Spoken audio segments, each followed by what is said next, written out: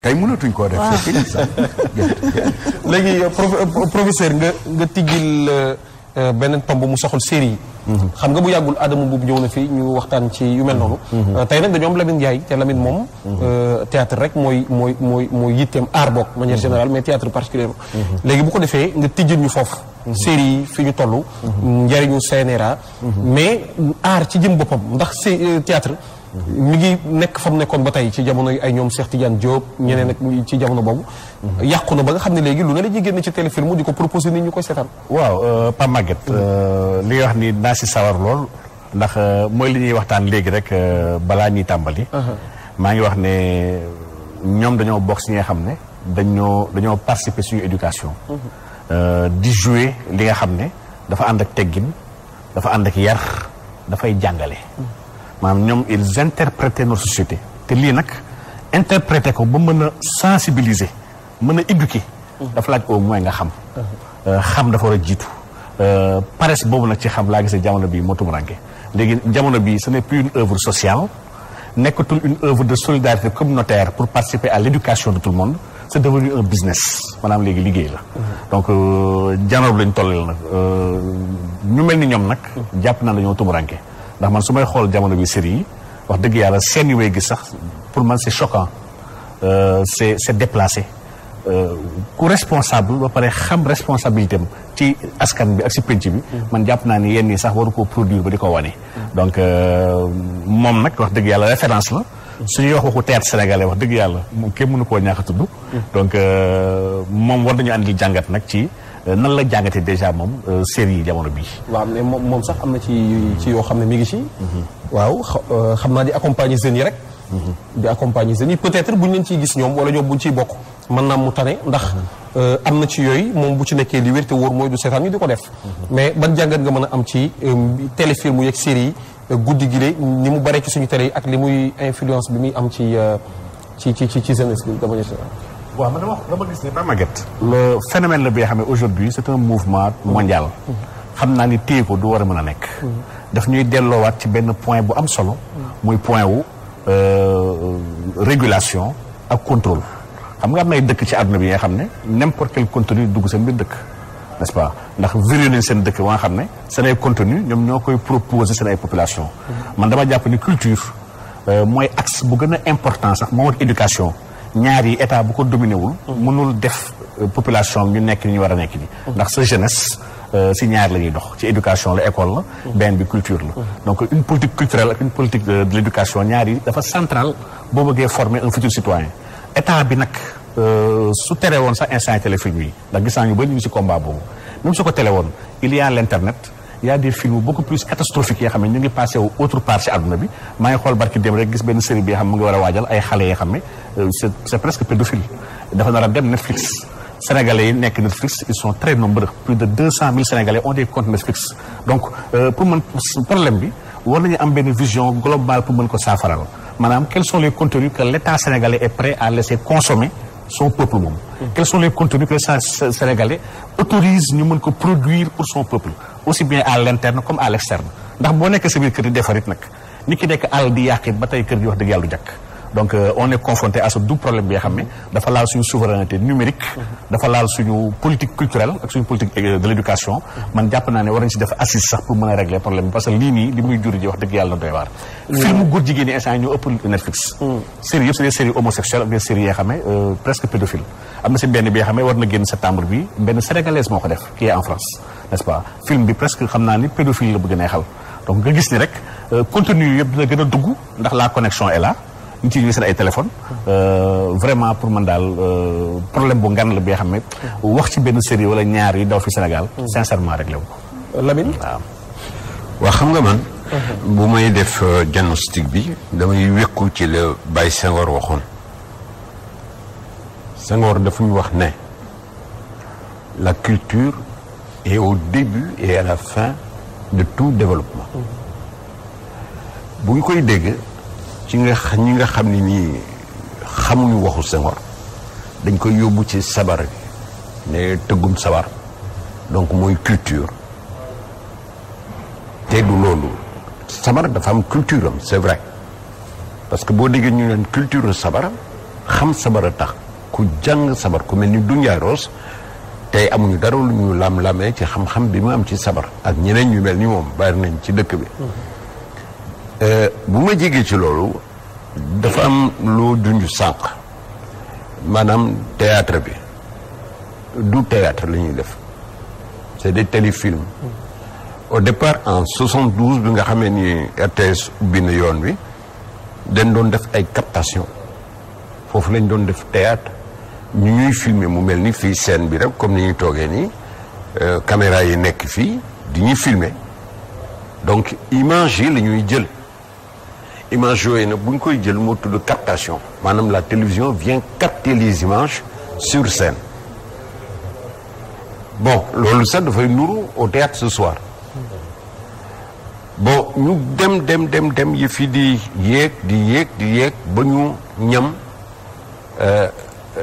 yenn génn yi nga xam ne daan yóbbu télévision di tourner dans un décor naturel foofu la ñu commencé nag di dugg ci téléfilm yi boo xasee ba génn ñuy gis mbedd yi nga dugg ci kër dëgg gis kër gi ñoo ko meublé mu rafet lool y a une vie autre que boo nekkee sur scène y a pas une vie naturelle lépp dañ koo daaj comme nii indi ay fauteuil daal di teg mais tey boo demee ci kër du ñu rancelé nii am na ordre ci salon noo koy tegee yooyu yëpp dafa jar jàng bon li nekk ci métier bi tamit maanaam théâtre bi nekk ay métier dafa bari même ouvrier yi sax ci lañu am na côté boo xam ne nii lu ñu waxtaan duñ ko waxtaanee ci plateau yi menuiserie bi les machinistes yi ngay dégg ñoom ñëpp ci mbir mi lañ bokk caméra da nga ko war a jàng ba xam les valeurs de plan doo ñëw rek teg sa caméra def benn plan ni mu jekk lool nga daan ne ak plan bii kat dama koy exploiter valeuru plan ba lan la ndax PPR la plan poitrine rapproché yooyu maa ngi dugg sax ci technique gu ñi nga xam ne nii ñooy filmer nekk réalisateurs yi nga xam ne dañuy wax commander caméraman bi ne ko defal ma telle valeur de plan techniquement la ñuy waxat teg moom fii nag jàngul tari la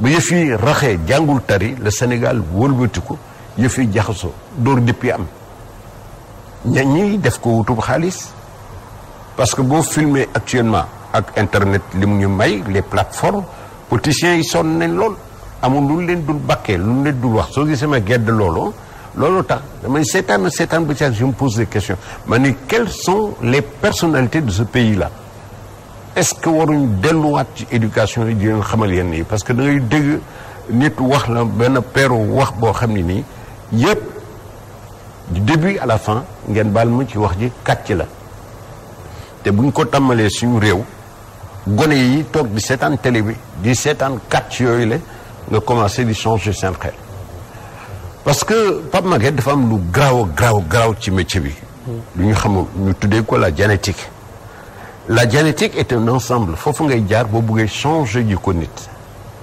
quel est cet ensemble c'est le sentiment plus l'émotion c'est ça la génétique film yi loolu la ñu indi moo tax nit yi bu seetaanee indi soppeeku ci jikkoom li ma doon wax léegi bu fekkee ni politique bi la nga dugg ci gis koo xam ni nii mi ngi tiiñal ne xas ko dëkkal ko fu mu warut a dëkk yàq der xas ko ba ay njabootam bu ñu toogee di ko seetaan dañuy yéemu ci kii de moo bañ sam papa wala mbañeel lay indi ci biir société bi rapport yi commencé na xaat di effrité wu ñu yàq nag jikko yi foofu ndax gone yi koy seetaan ba ci mag ñi sax mën na leen a yàq parce que génétique dafa fort quand tu prends un sentiment que tu transmets en émotion l'émotion c'est juste c'est là le masque moom la ñuy laaj acteurs yi bu gisee acteurs yi nekk fay gën ñoo fort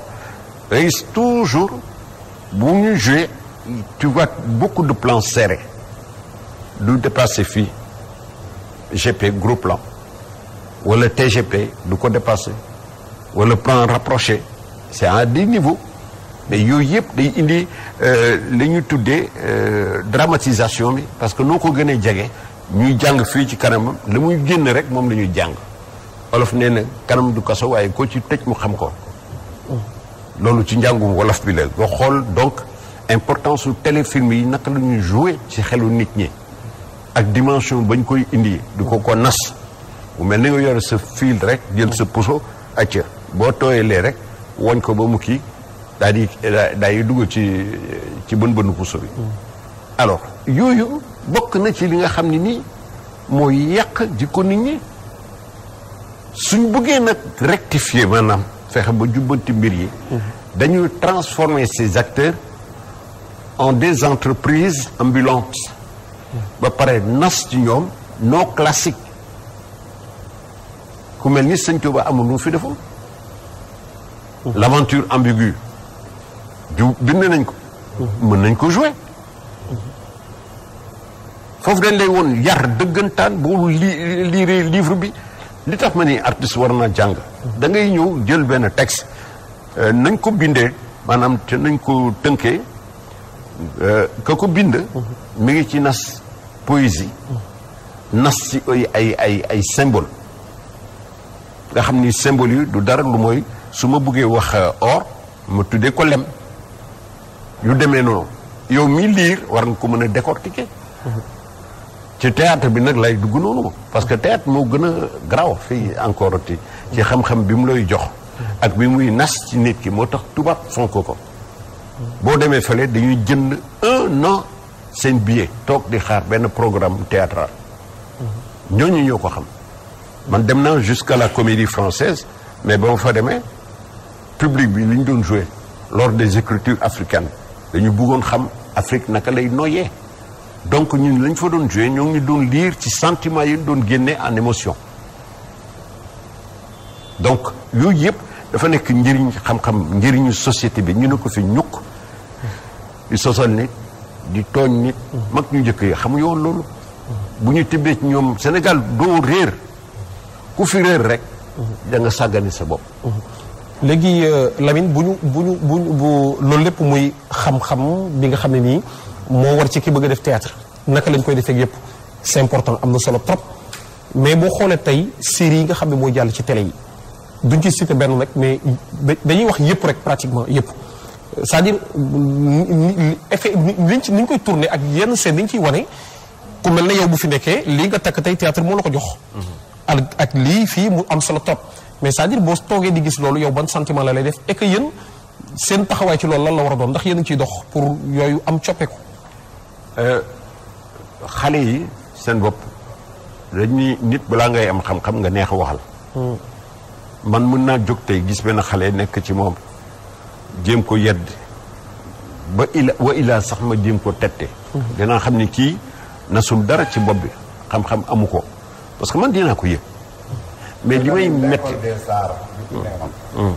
ban rôle la doon joué bi l'école des arts fàtte nga ko déedéet fàttewuma ko mais amatul ban rôle la doon joué léegi rôle bi mu doon joué waaw rôle éducation la ci ku bëgg a def théâtre ñu jox la formation basée sur la règle des 3 P pensée parole et plastique loolu nag philosophie bu rëy la suñ ko doon toj fii ma nekk di ci wax fii ba suba mën naa ci nekk te du jeex dama la ci mooy ñu njëkk ña Senghor moo ko fi defoon sos ko parce que xam théâtre xam culture xam na ba xam littérature da nga koy jàng di nga def philosophie sociologie psychologie da nga koy def ñett yooyu te loolu borom xam-xam rek moo ko yeyoo xam nga li ma lay wax yow jaar nga ci njàng moo xam ni toir fakal macha allah buñ la gisee ta façon d'exprimer dañuy am contentement ci li ngay wax mais foo ko teg rek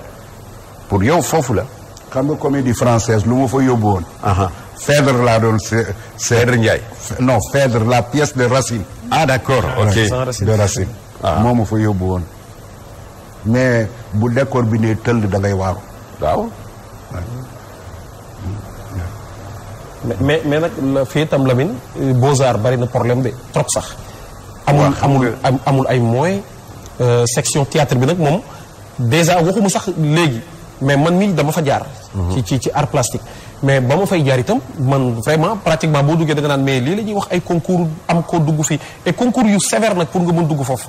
après da nga naan est-ce que sax jaroon na ko parce que ñu bëree bëri bu ñu fa jaaree aussi bu ñu fa jógee leneen la ñuy dem defi man maa ngi nii mais au moins heure bi waroon na fekk peut-être ñuy jàngale ay mbir dessin ay yooyu noonu. mais dafa amul aussi moyen école bi. Mamadou Gumbal wax na ko mais Beaux-Arts problème moyen la am.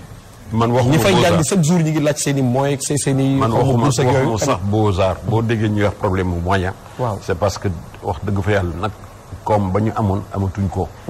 dañ waxante dëgg comme ba ñu amoon. waaw professeur ya ñu amoon. amatuñ ko. comme bu yàqoo rek fii cim réew. day bari loo xam ne lu bari da koy toppaale.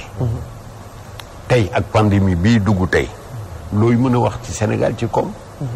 déjà yëkkati nañ ay dund joxe. ak nañ ko joxe. mu nekk gaañ-gaañ boo xam ne tey mën nga ci bind di wax lu bari. def ko théâtre tey.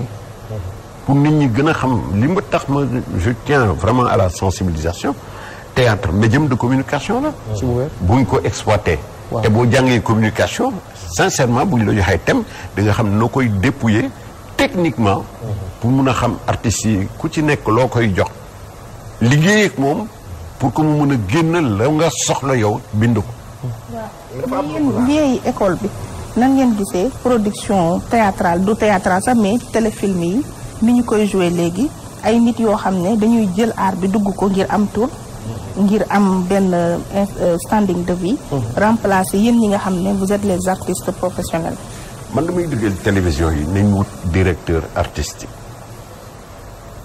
jox ko cahier de charge ne ko lii lañ bëgg ak lii ak lii ak lii télévision yëpp ñoo war a am directeur artistique.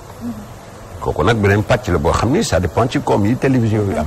parce que koo ci jël di nga ko fay parce que borom kër la foog mu yóbbu dara ci njabootam. ba pare aussi aar ko teg ko dans les conditions. c'est la moindre des choses. directeur artistique boobu lu fay génn ci biir programme bi war na ko xool ñu seet ko seetantal ko surtout lu jëm ci wàllu théâtre yi ñu xam kan mooy def théâtre pour une société sénégalaise kan mooy def film pour une société sénégalaise œuvre bi lan moo ko ëmb lu ca nekk ci biir loo xam ni parce que ñun suñu jamono amuñu woon loolu mais dañu nekkoon ak ay mag yoo xam ne ñu set xalaat nañu le góor gi Alaaji Ablaye Seck ku mel ni Abou Camara ku mel ni Massamba Seck nga xam ne ñu fu ñu toogee daan répété toog nii bu ñu waxee kaddu yoo xam ne nii du noona nit lu ko neex mën na koo wax waaye ca waxin wa ak teggin ba mu laaj da nga ko war a sàmm ngir lan bu dul dara sa réew bu dul te réew mi nag du mag ñi rek ñoo ko moom xale yi ci lañu ndaw yi parentel yeeg ñoom seen ak ñoom ñëpp c'est une société. mais foofu tey arco yi dañoo dellu ginnaaw ci ni ñu waroon occuper. nga bal ma ak arco dañ ko soppi. waaw parce que man ci membre fondateur yi laa bokkoon. ma génn nee naa la fu xëccoo nekk. bokkatuma. kooku dama ko dugal samay principe fu ma dugg ñu def ay xëccoo. ma génn abal leen fa. parce que ci tojante bopp lay métti. lay mujjee te fii xamuñu nga ni A ñu yem ci A boobu dañuy wax A ba xaababal teg ko réew moo xam ni nag loo wax ñu dolli ci xaababal da ngay moytu. macha allah loolu moom njaayeen bi la. njaayeen bi la. macha allah xam nga man dama bëgg sama métier bi nga xam ni nii dafa am fu mu ko tëral. yar doomu lakkat la bambara la pire jara la sant dañ naan njaay rek mais jara la sant te jara dafa am lu ñu koy dàqantalee am na ñuy wax kurubakari du kurubakari kolobakari la li muy tekki mooy borom yax bu dëgër bi tu es exigeant méthodique ba pare nekk perfectionniste dans tes œuvres dans le travail doo bëgg kenn wax la dara parce que tu fais ça parfaitement bien yaa ngi dégg yooyu laa xam ci lañ ma yar gëmuma koo xam ni day fen jikko yooyu non gëmuma koo xam ni da ngay yàq nit bu loolu amee rek baax na loo wax su booba ngoon ba ma doon jox ay millions milliards denc leen ma jàpp ci yàlla liñ ma jàngal mooy gëmal sa diine d'abord saa yu ma jógee ay 3h30 lay jóg billahi wallahi taalaahi bi ma jógee màkk ba léegi 3h30 lay yeewu soo taalee sa téléphone woo ma wuyu la mais dimbali ma rek may ma 5 minutes yoo xam ne dinaa ko dugg ci douche bi sangu jàpp ñëw toog naafila ñaari rakk benn bu ci nekk ma tar ci juróom-ñaari lixlaas ba pare nag toog di wér ba fajar jot ay turu yàlla rek lay def macha allah am na solo lool. nas ko ci Faatiha bi. waaw ci la ko muy lan ci rôle bi nga ko laaj su gisee jamono bi li nga xam ne jàpp na ni méngoowul ak lu penc bi soxla maanaam taxawaay bu ñu ciy am moom daal tàmbali woon na expliqué ne benn dina ma naqari ma coupé la tout de suite wax la nga baal ma c'est important li tax mu may naqari dama yéenewuma sama askan loolu ku leen jox cër laa respecté Sénégal yi moo ma waral lii tey dama bëgg artistes yi ñu xool lii xam ne lu la yar mayu teggin mayu la ko leneen mun la ko may man musuñu ma dégg ci ay coow lii ak nangam xaalis sa ki ñoom seen yépp laa yemale suur balaa ngay xam loolu nga ñëw suma kër lu ma am suba ba ngoon maa ko ñàkkal sama bopp ñàkku jàmbur soxla ma ca dara diine yi ma gënoon loo gis ci àddina tegu ci liggéey boo xam ne ne ci njub ak dëgg comme li ma la wax sànq damay toog di ñaan bay ñaan yàlla loolu mu defal ma li des ci sama dund yëpp jub ak dëgg te loolu lay ñaanal Sénégal yëpp. macha allah ñu dem nag léegi ci point bi mujj muy troisième mandat ci sous-région bi Ndeye Fatou. liñ naan laal nga laalaake. waaw. dugg nga nag ci li waral coow lépp. waaw. troisième mandat ci sous-région bi. dama koy doore ci Côte d'Ivoire parce que moo gën a pressant surtout ak dernier événement yi fa am muy un président qu'on appelle Alassane Ouattara. Alassane Ouattara bi mu ñëwee gis nañu conditions yi ay nit ñoo xeex pour mu toog. Il a été soutenu c'est vrai par la France mais am na beaucoup d'Ivoiriens yoo xam ne taxaw nañ tem jàmmarloo ak Laurent Gbagbo ngir mu jox ko nguur bi. Je pense que sacrifice yooyu ñooñu def fournir ko ba ci kenn ci ñoom nekk un jeune qui a de l'avenir devant lui muy Guillaume Soro accompagner ko appuyer ko ba mu jël nguur tey bi mu jëlee nguur dem ba appétit gën koo dikkal ci nguur bokk na ci ñi ko sacrifié Guillaume Soro ki nga xamante ne bokkoon na ci ñi ko accompagner nekk un jeune tey ji exilé la nekkatul ci réew ma ñi nga xam ne ñoo di farandoom chasse à la sorcière lañ leen di defal mu doon un cas pathétique ci sama xalaat bu gàtt ndax koo àndandoo xeex ak moom ba jot nguur boo ñëwee bëgg ko faagaagal dina jaaxal ñu bëri mu dem ba nekk sa président assemblée nationale kon liggéey ngeen lu bëri amaana ambition présidentielle bi mu am du ñàkk ne moom moo leen séparé muy benn ñaar un ancien président comme Laurent Gbagbo moom sax postulé woon na mais kii nañ ko dàkk nañ li nga xam ne moo di candidature am man nag Gbagbo am na loo xam ne moom laa ko nawee muy jabaram Simone Gbagbo c'est une femme boo xam ne dama ko admirer yu ñëwee woon au Sénégal ci benn hôtel doon fa def dédicace livre am damaa dawoon comme fan jox ko livre bu dédicacé mu parce que lu rëy la woon ci man ku mel ni Simone Gbagbo ma teg ko bët une dame de fer bu taxaw woon jëkkëram ci lu bëri te Gbagbo jusqu'à la preuve du contraire li ñu ko reproché mooy ñëw na ne ivoirité moo war a prévaloir ci Côte d'Ivoire tubaab bi comme niñ fi def tey liñ fi yor bëri na nañ jël alal bi li ci ëpp ñu delloo ko ivoirien yi loolu de yaakaar naa mooy péché bi mu gën a def bi gën a rëy ba tey France ak ñeneen ñi sumbu Alassane Ouattara ngir mu dal ci kawam et pourtant Alassane Ouattara Gbagbo a été courtois ci bi mu ko nangulee candidature am à la présidentielle ndax moom ivoirité bi ñu doon wax am na critères yu mu ci remplir ndaxte am na ay parents burkinabé loolu sax demoon na ba juróon coow ñu naan dina ko def ak du ko def Gbagbo dugal ko ci langue gi ba mu jongante ba tey ji moo ko remplacé ñëpp gis nañ condition yi ñu arrêté Gbagbo et sa femme image yi circulé nañ un peu partout une femme violentée ba dindi ay kiyam ay mècham muy lu désolant yooyu gis nañ ko mais ñu gis Gbagbo ñu yóbbu ko CPI tëj ko foofu moom ak Blé Goudé mu dem fa ci ngor purgé penam ba tey mu génn ñëpp si waat Côte d'Ivoire Sadam ñu def ko résidence surveillée depuis des années mu toog ci dëkk ba Alassane Ouattara mi ko remplacé boo xoolee ni mu traité woo digganteem ak Gbagbo dafa mel ni revanche daf ci dox ci lu bëri mayu ko dara il lui a fait beaucoup regretter actes yi am seen diggante bi ñuy xëccoo nguur loolu nag bu jàllee tey moom en dépit de tout cela 3e mandat bi nga xam ne mois d'avril moom defoon na discours ne moom il sera pas candidat bañ génnee ko ci mu jël premier ministre am bi fii jóge yàggul dara ne moom moo ko war a postuler à sa place ci seen parti moom la ñu investir kooku jóge fi je pense que par respect pour sa parole dara warutoon tax tey mu naan day nekk le candidat défier na nag tout le peuple ivoirien parce que investir nañ ko dem na déposer son dossier ci fi nga xam ne mooy conseil constitutionnel am nag parole yu jógee ci Guillaume Soro yu ma tiital moom nee na d'accord na ne bokkul waaye waat na ni prochain président Côte d'Ivoire doon Alassane Ouattara loolu ça me fait peur parce que Guillaume Soro ñëpp gis nañu rébellion bi mu duggoon baisser les armes ba dugg ci nguur nekk un républicain su waxee wax yooyu man duma ko jël à la légère parce que la mu élément yi mu am ba def défi lancer défi boobu Alassane Ouattara loolu lu jara bàyyi xel la leneen lu comique umbaloo li ñu naan fu la yàlla fu désespoir am espoir am à côté ce jeune président de la Guinée-Bissau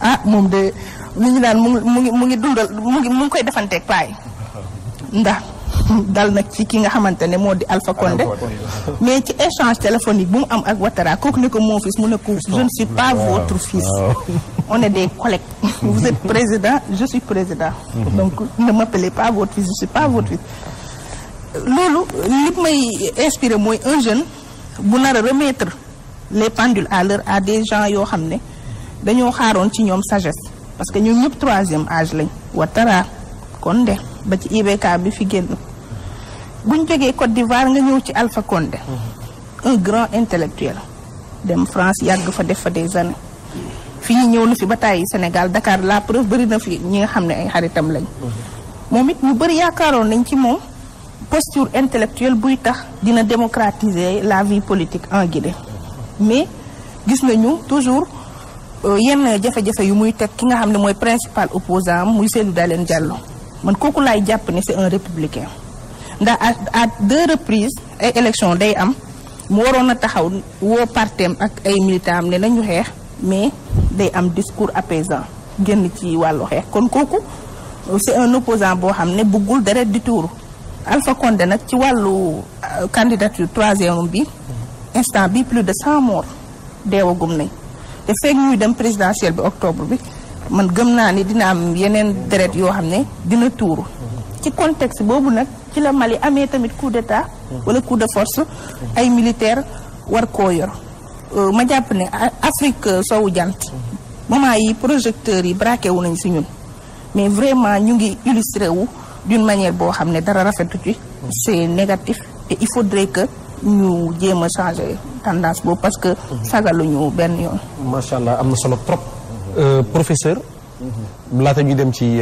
waaw Mamadou Goumbala. Goumbala c'est le grand expert. waaw 3e mandat. c'est le grand expert sur ces questions-là. en tant qu'acteur politique. waaw et en tant que quelqu'un bi nga xam ne il connaît trop bien la région ivoirienne. dama koy fàttali sànq ne ko suñu dernière émission bu ñu amoon. on parlait du franc CFA. ci émission boobu mooy wax ne ma Gon Coulibaly mooy remplacer Ouattara. donc après ba ñu investir Gon laa ne pourtant ni la ko kii waxee woon donc pour dire que xam naa ni question am la mais man li may wax rek mooy. damay gis y a une poudrière aujourd'hui bi ñu bëgg a def suñu Afrique de l'Ouest bi en réalité.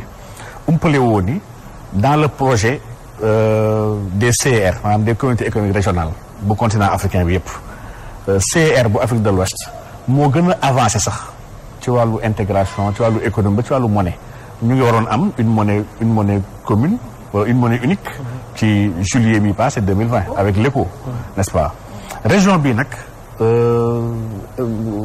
xeex bi ak positionnement dafa bëri trop puissance yi yu mu intéressé dafa bëri trop instant soo xoolee Afrique bi yëpp sur les autres CR maanaam CR IGAD mu ngi fi CR Afrique centrale mu ngi fi CR SADC mu ngi fi UMA mu ngi fi yëpp c'est des communautés économiques régionales yoo xam ne conférence traité d'Abuja moo ko tëral suñu CR bi ñu yor ñun la Russie les États-Unis France Angleterre Belgique Allemagne Estonie Hollande Australie Irlande maanaam dëkk yi yëpp Canada ñoom ñëpp ils sont présents militairement dans la zone Afrique de l'Est lii moom war nañoo tiital ñun waa Afrique de l'Est dans la zone sahélo-sahélienne si Mali bi si yoom présence militaire adduna bi yëpp mu ngi fi instant yi donc ñu ngi signé ay traités de base militaire Sénégal signé na déjà ak États-Unis Mauritanie Mali ñëpp Gambie si yoom signé na ñu ngi signé ak Russie ñu ngi signé ak États-Unis Turquie ñu fi bëgg ay base indiens yi kazalika donc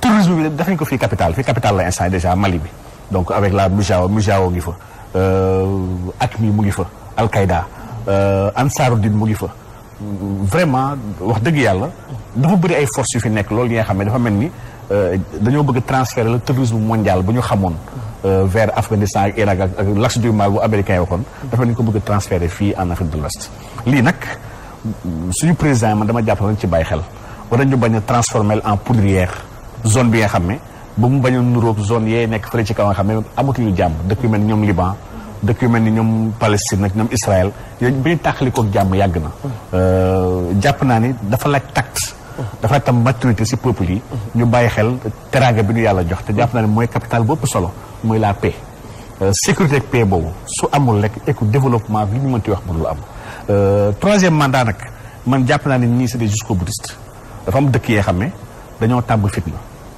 Côte d'Ivoire daf cee bokk coup d'état ak yooyu Mali bi daf cee bokk dafa am dëkk yoo xam ne ñoom tàmm nañ ko dañ koo xam donc man jàpp mën nañ ko bàyyi ñoom ñëpp c'est que Sénégal mooy dëkk bi xam ne xamuñu loolu ndax ba ci suñu indépendance sax doon ay xeex moo ñu jox na indépendance xam nga dëkk yi yu xeexoon ak dëkk yi doon waxtaan di raayante duñu bokk ñuy doxalee seen biir gestion dëkk donc aujourd'hui troisième mandat yi li koy dëggal di gis ni le grand rapport c'est la France et ses influences en Afrique de l'Ouest instant bi may wax ak yow président Macky Sall dem na France li tax mu dem entreprise française yi ñoo ko invité imagine toi entreprise française yi ñoom ñoo ko invité ñu wax la MEDEF ñoo ko invité pour mu ñëw bokk ci seen séance bi ñu war a def ci ñaari fan maanaam tey ak suba n'est-ce pas pour ñu xoolaat ñoom ñuy wax les entreprises francophones naka la seen entreprise yi gën a suqaliku gën a amee solo waaw loolu ñun amuñu fee entreprise amuñu fii suñu économie bi xam presque dafa dee ci Covid bi n'est-ce pas loolu moo ko yóbbu foofu ak waxtaanee problème mu franc CFA ak le président Macron parce que il sera reçu par le président Macron waxtaanee CFA ak waxtaanee crise politique bu am dans la zone CEDEAO parce que c'est une crise politique bi xam ne yemul ci Mali kese mu ngi Côte d'Ivoire mu ngi Guinée xaw a nekk Sénégal sax ndax suñu demee ba suñu homme politique yi jàpp ne Macky def troisième mandat parce que leeralu ko donc nga xam ne kon fii en latence tamit y a un troisième mandat en télé à partir d'aujourd'hui mu ngi Paris mu fa war a dem nga gis ni kon li ñuy wax sànq ci Élysée rek ci nu mu gérer les affaires de la cité wax dëgg yàlla lii mooy li gën a metti la jeunesse actuelle bi nga xam ne lu tax ba léegi la France après 60 ans yoo xam ne on prétend être indépendant la France est toujours présente di administrer suñu affaire di jël suñu ay ressources di manipuler suñu ay dirigeants yoo xam ne ils sont plus là pour nous n'est-ce pas tey foog naa mooy le 26 août première constitution bu Sénégal indépendant tey ñu ko defaroon c'est la première constitution du Sénégal c'est la constitution du 26 août 1960 ndax le 20 août la ñu amoon indépendance donc boobu ba léegi qu'est-ce qui a changé ci constitution yi ba léegi c'est des armes yu ay dirigeants téye di ko changer à leur guise pour mën a des ci pouvoir pour mën a gën a not seen askan pour mën a gën a jox ay teraanga seen ay nit donc wax dëgg yàlla man jàpp naa ni crise politique bii CEDEAO mënu ko régler man xaaruma dara CEDEAO personnellement parce que CEDEAO budget sécurité am sax ay Union européenne moo koy may xaalis ak ay partenaires étrangers ñoo koy dimbali pour mën a gérer pom donc man je n'attends rien de la CEDEAO c'est les peuples qui doivent s'organiser qui doivent am taxawaay su amee ku bëgg jalgati ñu ñëw jëli ko fa pour mën a defar dëkk yi peuples yi ñoo ko war def et pas les politiques donc troisième mandat bu Modou Goumbala ci sous-région bi ak Sénégal parce que boobu tey yaa ngi wax 2024 xam nga Sénégal moom damay wax 2024 rek pour di ñaax Macky Sall mais je suis persuadé que 2024 Sall daa wóor na ma am naa ci yàqin ne du ko doon waaye nag yàlla mooy dogal ndax situation Sénégal fii mu mel li nit ñi xalaat ci moom ak ni ko nit ñi meree ak ni ko nit ñi ëmbal bu fi defee 2024 candidat réew mi dana salfaañoo te gis na li daloon aussi président Ablaye Wade moom moo ne woon Ablaye Wade s'il persiste à être candidat et à rester au pouvoir à partir de 2012 nous allons au palais le déloger c'est son expression tout à fait moo ko waxoon donc je crois que gutu googu du ci dugg te gaayam it ñi ngi commencé naan comme le directeur de Dakar-Dem Dikk nee nañ un troisième mandat c'est un coup d'état constitutionnel donc gaa yaa ngi ñemee di wax bu gaa yi ñemee di wax xam nañ ne président léegi mi ngi yolomal affaire boobu di ci génn ndax mënta am mais dama leen di bëgg a wax au niveau des 4 pays là pays bu ne dafa am spécificité boppam li ma leen ci renvoyé mooy le printemps arabe xam nga bi ñu ko defee ñu naan printemps arabe on a fait sauter le verrou libyen bi Kadhafi defee lu mu jur Kadhafi dem na un dictateur ñu wax ko lépp Wade dem fa Benghazi na dem ñépp ne Kadhafi na dem c'est un dictateur ba mu demee lan la jur musiba la jur pour toute l'Afrique d'abord xaalis ba gars yi amoon 150 milliards de réserves de devises moom la Kadhafi stocké ak de l'or dans sa banque gars yi ñëw nañ sàcc ko xeex Libye fii mu ne kenn xamatul kañ lay noppi booleeg nos enfants qui passent en Libye ak terrorisme ak beeg yooyu Kadhafi jël wala buñ mënoon a dellu gannaaw Kadhafi en tout cas defoon na fi blocus Kadhafi moo gënoon pour la paix la donc situation pays yi bokkut problème mu Mali moom réglé na IBK génnee nañ ko nee na moom bëggatut donc transition bi niñ koy defee yooyu le militaire yi war a régler avec la CEDEAO entre guillemets parce que militaires yi quand même c'est des novices il faut ay nit ñëw wax fa donc CEDEAO ñëw wax ak ñoom je crois que moo gën keneen ñëw ndax seeni mbokk lañ la preuve monsieur Diarra ngi nii wax ak man te bu bambara il doit être d'origine malienne normalement donc Sénégal dem wax ak Mali moo gën Côte d'Ivoire wax ak Mali ndax ñun ñëpp am nañ fay mbokk malien boo gis boo seetee tuuti am na mbokk Sénégalais boo xool am na mbokk Mali donc dereti jaxatoo na donc ñu dem waxtaan ak ñoom moo gën donc problème mu Mali ban problème a fi des dogguma la mais fekkee nga la fédération du Mali voilà mu ngo fédération du Mali donc lan a fi des Sénégal nga xaw ma Côte d'Ivoire ak kii Côte d'Ivoire dafa am spécificité comme li ma leen wax li xewoon Libye Ouattara condition yi mu ñëwee au pouvoir ku ne xam na ko man maa nga fa woon j'ai fait 4 ans 9 mois en Côte d'Ivoire te période booba laa fa dem maa nga fa dem je crois 2007 au mois de juin ba 30 juin 2012 donc période boobu mooy période bu tàng bi te dama daa wër fu ne ndax Nations Unies fu ne la ñuy dugg am nañ oto am nañ essence am nañuy hélicoptère loolu moo nekkoon suñu liggéey on travaillait avec le commandement c'est-à-dire les préfets et les magistrats donc dara wu ñu woon fa Gbagbo bi ngay wax la Zoro rébellion bi mu ko jiitee Zoro rébellion bi dañoo Chérif Ousmane bi nekk Boaké moom moo dem ak gars yi jëli Zoro c'était l'intellectuel du groupe mais Zoro yorutoon fetal mais rébellion bi Ouattara la ñu bëggoon mu nekk président moo wax la bien sûr moo tax bi mu faral ñu rébellion bi mais boo demee gars yi yor les camps militaires mais c'était les anciens rebelles man am na camp militaire yoo xam ne bu ma fa demoon mën naa faa dal bu ma demee Abidjan ndax samay xarit a ko yor ñooñu ànduñu ak Zoro amul espace politique en Côte d'Ivoire ndax Zoro c'est un Sénoufo et les Sénoufos sont dans le groupe des Dioula Zoro amul espace politique Zoro li mënoon a def ànd ak Ouattara nekk RHDP nekkoon na président de l'Assemblée mënoon naa nekkaat premier ministre wala leneen ak leneen mais Zoro bu ne Ouattara ôte-toi je m'y mets du sotti ci Zoro te Zoro il va gâcher toutes ses chances ndax bi mu nekkee ci Gbagbo nekk premier ministre dialogue moo ko fa yóbbu woon mais Gbagbo ne l'accepte pas le PDC RDA n'accepte pas Zoro donc Zoro son camp naturel am na histoire ak ñoom te gars yi fii mu ne mënu fa dara Zoro mënul dara Côte d'Ivoire fii mu ne maa la ko wax. amul espace amu ko. kon menace am yooyu yow jàpp nga day coow rek mënu ko. son salut c'est d'aller vers Ouattara jubóog Ouattara mu foofu la mën a amee dara waaw jubóo mën naa am ay mbokk lañ xamante nañ mën na ñëw jubóo mooy chance mën na taxaw ci jubóo bi. te dégg nga li ma la bëgg a wax nga jël Bédié 86 ans c'est Bédié qui a fait l'ivoirité ivoirité bi moo indi problème mu Casamance problème bi ba xeex bi am Bédié 86 ans nga xam ne bu doon def interview fii mu ne balaa interview bi jeex mu naan butéelu whisky. man déggoo ma waxam man moom taxuma. waaw dama laa bëgg a wax Bédié nag fii mu ne moo fa nekk candidat. Zoro ak kii ak. Gbagbo ñoom lañu éliminé mais sont condamnés et ils ne sont pas sur la liste électorale. et récemment le département d'État américain nee nañ constitution bi xawma ils n'ont qu'à s'en tenir au conseil constitutionnel. donc boo xoolee ñoom duñ dem Côte d'Ivoire Gbagbo n'est pas en Côte d'Ivoire. waaw Gbagbo est en Belgique. mënut a dugg Côte d'Ivoire bala guddi mënuñoo dugg ndax tous ñu ngi ay condamnation donc duñu fa dem. donc figure de proue de l'opposition du Affinguessan kii amul dara. donc Gbagbo la ak kii comment il s'appelle Bédié la ak Ouattara Bédié ak Ouattara nañ waxante dëgg ils boxent pas dans la même catégorie. bokkut te li ma la bëgg a wax ci Ouattara. général de Gaulle bi mu demee en France. mais général de Gaulle dafa demoon gedd ñu dellu jël si góor parce que kenn mënutoon a yor France temps boobu. avec les instabilités quatrième bi depuis bis bu set ñoo président fii mu ne gis nga Ouattara bu nekkul candidat dana nekk candidat moom.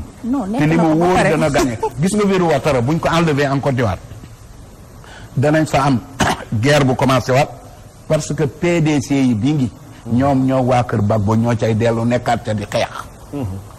xeexu PDC yi ak waa kër Gbagbo moo indi woon coup d'état général Guèye. Guèye boobu loolu ko indi woon. instabilité la ñuy am Côte d'Ivoire Ouattara nañ ko bàyyi mu def mandat bi le président Roosevelt aux États-Unis a été le seul à faire 3 mandats. moo ko fa mas a def États-Unis parce que la guerre de sécession réew bi di tàkk. dégg nga il a mené la guerre gagné guerre bi finalement ñu ne nañ ko bàyyi mu apaiser situation bi mais Bédié man nag foofu moom ànduma si kon nangul ko président Macky on a dit que la constitution actuelle lui permet d'être candidat. kon nag nangul ko le président Macky. mais Macky moo wax ne je ne peux pas être candidat. moom tam il l'avait dit au mois d'avril. Macky da ne constitutionnellement je ne peux pas être candidat. mais Ouattara lu wax mois d'avril. déedéet da ne constitutionnellement je ne peux pas être candidat. non man Macky dégguma fu mu waxee constitutionnellement je ne peux pas être candidat loolu dégguma ko. dane loo xam ne lii day xiin rek day jàkki-jàkki taw di waaw léegi monsieur Goumbala nag yow tam nga nangul ko Ouattara bañal ko président Macky consécutif du 5 ans du 7 ans ñaari mandat lañ wax de consécutif donc kay affaire yi jeex na en 2000 lan man ma jeexal ci bu ma amee kii beneen mandat man ma jeexal ci constitution bi clair maa joor wax ko ñëpp wax man jàpp naa ne Ouattara il doit la constitution actuelle mais permet à Ouattara d'être mais baaxul ci Côte d'Ivoire baaxul ci suñu sous-région de la France. d'accord moi je te parle parce que moom moo remplacé Blaise Compaoré.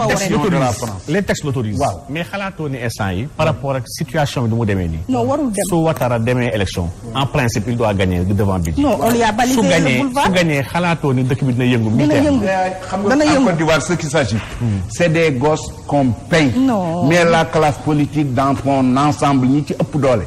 parce que boo jógee PDC yi tous les cadres PDC yi à 80% bàyyi nañ Bédié ñi ngi ci Ouattara boo jëlee FPI ñi ci bari ñi ngi ànd ak Ouattara. kon xanaa gisoo image yi ñu doon fay ay nit pour ñu remplir stade bi muy def. kii bi ñu remplir la Ouattara bi. mais yow image yi 10 000 francs yi ñu doon jox pour ça c'est de la politique c'est de la propagande politique waaye yow kooku propagande la c'est la propagande bi FPI n'a plus le droit de se présenter foofa laa nekkoon Ouattara fii il doit sortir par la grande porte te li muy def nii il ne va pas sortir par la grande porte gis nga bu Ouattara génnoon tey jii mën naa la waatal ne ñu dellu ci ivoirité ku sant Jara ku sant Coulibaly ku sant Goumbala ku sant Seck ku sant Guissé da nga génn Côte d'Ivoire loolu mën naa la koo wax bu Ouattara génn musibaam Ouattara c'est le verrou fii mu ne Ouattara est essentiel comme le général de Gaulle l'avait été et comme Roosevelt l'avait été on a parlé de démocratie on a enlevé Kadhafi gis ngeen li mu jur démocratie état yi bokkuñu Côte d'Ivoire c'est une espèce Côte d'Ivoire c'est un cas particulier bokkut ak Sénégal arme yaa nga fa ba tey ils sont presque tous armés il faut faire et être prudent avec la Côte d'Ivoire waaye jóg démocratie troisième mandat non Côte d'Ivoire bokkul Côte d'Ivoire ethnie am na fa non la fibre ethnique elle est très sensible là-bas. Elle est très sensible. Il faut faire très attention quand il s'agit de la Côte d'Ivoire. Et li ma leen bëgg a wax Côte d'Ivoire c'est 42% de l'UEMOA. Sénégal c'est 22-23. Mais Côte d'Ivoire c'est 42% de l'UEMOA. Côte d'Ivoire bu amee problème rek ñun ñëpp noiru. kon soulèvement yi fa am da nga koy minimiser. Mais soulèvement yi ay quelques kii la c'est des gosses qu'on a payé madame Gbagbo di leen agité Bouna boobu nga dégg c'est dans le kii de Grand Bassam c'est dans la sous-préfecture de Grand Bassam foofu la madame Gbagbo dëkk nga naan ma une femme que tu as admirée.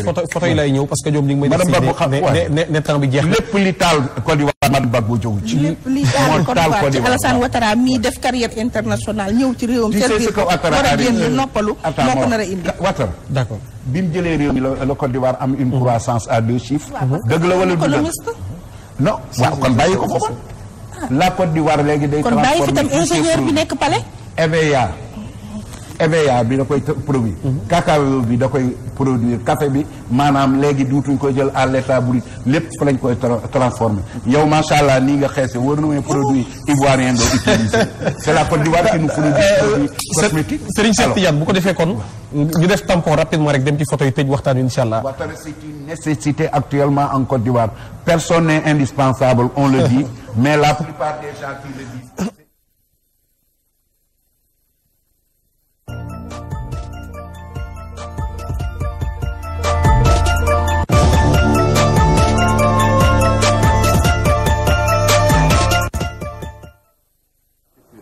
bu ko defee kon ñu dellusiwaat dem rapidement ci photo yi njëkkee ko ak Mamadou Goumbala Serigne Cheikh ñu seetal ko photo bu njëkk ba xam kan la waaw maître Abdoulaye Babou. lu muy wax. waaw kii da nga ci commentaire photo bu ñu la jox rek noonu. ma commenté. waaw photo bu ñu la jox rek nga wax. li nga xam Abdoulaye Babou mënuma cee wax dara sama nijaay la te ñoo jàngandoo. te sama nijaay la. kon boobu mënuma cee wax dara. mais am na lu mu waxoon nag avec Aïssatou Diop Fall ci Idrissa Seck. ça m'a pas plu bu ko déggee na ko dégg waaw. waaw. Cheikh ñu seetal ko beneen photo bi ba xam. waaw. gis nga ko. kii Aminata Tall. waaw. est-ce que xam nga ñoo bokkoon classe. Colobane la juddoo. sama jigéen la sama xarit la. awma lenn lu may wax ci moom. vraiment c'est une femme charmante. day politique ni muy politiquer. donc maa ngi koy ñaanal jàmm ak salaam. waay ak fan wu gudd ak teewal. voilà. ñu dem ci Lamine Ndiaye. Serigne Cheikh seetal ko photom ay photom ba xam kan ak kan la. ah. Thierno Ndiaye Dos. Ndiaye Dos fut mon ami. moo nekkoon président Arcos. man ma nekkoon le vice-président. ba ni muy gaañoo ñu dem ba Kaolack dem jàll ko ànd ci dëj ba ànd ndoog moom ci lépp. film bi mu joué di Guelwaar dañ ma ci joxoon benn rôle. muy Barthélemy. l'intellectuel qui est revenu de la France. bëggoon ñu sulli kii bi. yóbbu ko ci cimetière catholique yi. donc rôle boobu la ci yore woon. mais c'est dommage quoi. man ak Sembène bon Sembène aussi avec son tempérament. te qui connaît les Bambara aussi refuse certaines choses.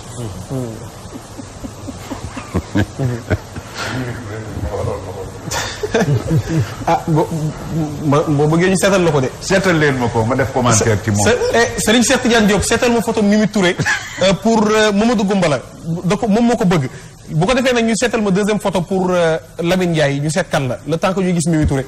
j'ai vu ci suuf Charles Foster xaw ma. waaw. xam nga ko de. du Oumar Seck. waaw kii mooy Cheikh Tidiane Diop. bu daaree Kocc. ah waaw. Cheikh. je me rappelle bi muy def nijaay. il est venu jusque chez moi. mu wax ma net li ma ne ma Iboulaye moo yore woon rôle bi. mais comme Iboulaye nekku fi dafa bëggoon man ma jël rôle jëkkëru Dieng Astou muy nijaay donc ku baax ku yiw bindam aussi tamit nekk na bind boo xam ne bu am solo la parce que daf ko tënkoon ci li may wax rek sur des valeurs ba pare boole ci encore am xam-xam très sincèrement nekk it ku baax macha allah il est généreux générosité boobu sax moo compliqué woon dundam ak yeneen membre jamono kii Daaray Kocc macha allah Mimi Touré wala waaw kay xam nga wala dama leen koy boole waa jëlal tuuti jox nga des Mamadou Goumbala non jëlal jox Mamadou Goumbala rek parce que ko gën a xam bu jëlee du gaaw ñëwaat ci yow ko gën a xam Mimi daal bu fekkee mi ngi may dégg waaw mooy pànku Macky Sall ñun nag bu nu gañee it en 2024 Idrissa nekk président danaa ko soxla ndax ku ne nag lu ne da nga cay am looloo tax naa ko na préparer boppam psychologiquement buy transhumé di ñëw réew mi maa koy parrainé. bon man soxla naa ko. li ma mën a seede ci moom. c'est une femme que je respecte que j'approuve. elle est volontaire. ba pare elle est sympathique. intérieurement contrairement ak nit ñi li ñu koy waxal ci jikko. baat bi ni mu mel. du tempérament am signifiewul dara ci tempérament dafa am fulla am fayda te it ku am daraja la. jigéen bu amee Pastef yooyu rek jigéen dëgg la. non c'est une battante moom. même si tu n'es pas d'accord politiquement avec elle. non c'est-à-dire politiquement non moi je fais pas de politique j'ai dit. et non, puis man laa wax. trotskiste la tam. trotskiste la du ko daw. trotskiste mii dëkk diggante Kaolack ak Gossas ñoo bokk dëkk maa ngi moom diggante Kaolack ak Gossas foofu trotskiste ne. loolu ci université la dem rek gars yi dugal ko ci bopp. léegi Mamadou Goumbala ñu bàyyi la nga tàggoo. yaa ngi ruube de. macha allah. maa ngi tàggu ñëpp. waaw maa ngi tàggu nag samay jigéen Mimi Touré. vraiment j'ai beaucoup d'admiration nag pour elle. parce que Mimi ku mel ne moom. maanaam du laaj kii parité. ku mel ne Aminata Mbengue Ndiaye du laaj parité. ñooñu dañuy xeex. ku mel ne Soham Wardini ku mel ne Hélène Tine dégg naa li ko daal yàlla na ko ci yàlla génne. ci jàmm ak salaam génn ca ñam fa nekkal yépp ñooñu duñu laaj parité donc j'ai beaucoup d'admiration pour elle ak pour son combat mais nag gannaaw c'est une adversaire très acharnée un adversaire la ñuy wax mais gannaaw c'est une femme c'est une adversaire très acharnée contre l'opposition looloo tax rek ma tuddee ko pànku Macky Sall bu mu ko jëlee au sens boo xam ne bii nangam ak nangam man nag maa ngi koy nuyu au passage. bis boo xamee ne Macky daanu na daal muy ñëw réew mi du nu jël transhumance mais moom bu soobee yàlla danaa ko parrainer mu ñëw transhumé ndax sama mbokkum Saloum Saloum la. loolu dong laay wax. contrairement.